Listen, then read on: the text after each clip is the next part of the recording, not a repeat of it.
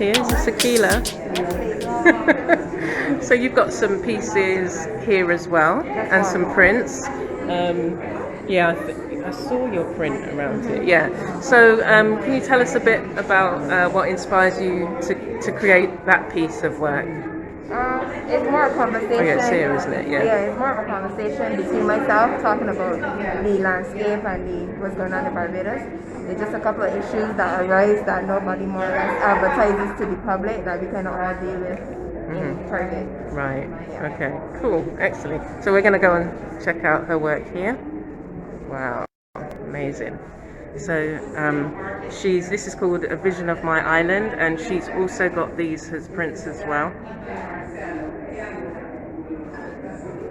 All that detail. Excellent. Lovely.